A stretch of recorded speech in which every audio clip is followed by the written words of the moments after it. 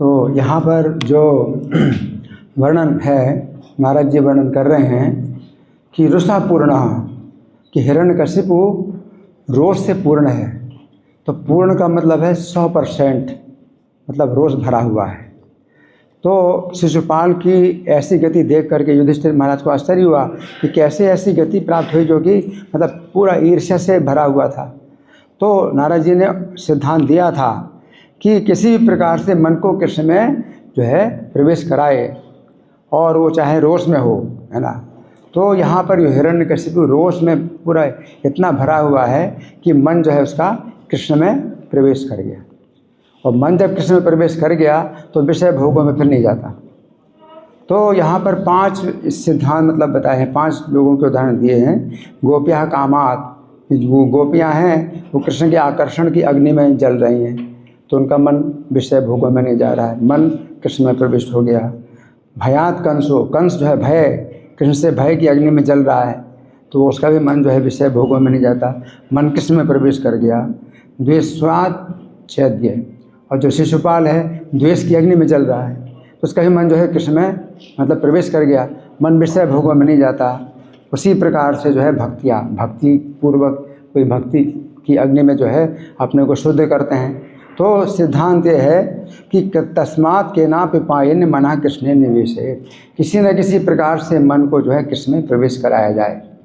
तो अगर हम क्रोध करें, भगवान से द्वेष करें, तो वो द्वेष 100% होना चाहिए पूरी तरह से, कि मतलब मन जो है कृष्ण में ऐसा प्रवेश हो जाए कि कहीं ना जाए। फिर 1% 2% से काम नहीं चलेगा, वो तो नरक में जाओ।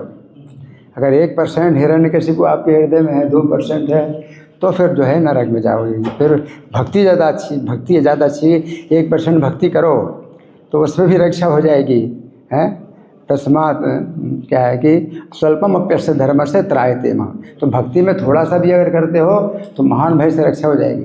लेकिन हिरण्यकशिपु की तरह अगर बनना है तो फिर पूरी तरह से आप बनो, 100% बनो हिरण्यकशिपु, 1% 2% से जो है वो बहुत खतरा है।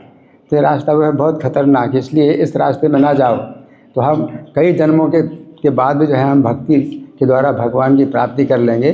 तो हो जाता है कि जन्म में हम जन्म जो है मतलब भक्ति में बने रहें, हमारी ये प्रार्थना होती है। तो 1% भी नहीं। तो यहाँ पर क्या है कि हिरण्यकशिपु पूर्ण रोष से इतना पूर्ण भरा हुआ है, संदर्श दशन छदा, ओठों को चबा रहा है। तो मतलब भगवान के प्रति उसके इतना गुस्सा है। कोपो ज्वलद्भ्याम चक्षुर्भ्याम, उसकी जो आँखें हैं क्रोध की अग्नि में जल रही हैं, ज्वाला निकल रही है, आँखों से ज्वाला निकल रही है, और ज्वाला से जो है आकाश भी जो है क्या धुएं से भर गया। तो गुस्सा अगर करो तो ऐसा करो, ऐसा गुस्सा हो नहीं सकता ना आपका, किसी के अंदर ऐसा गुस्सा नहीं हो सकता।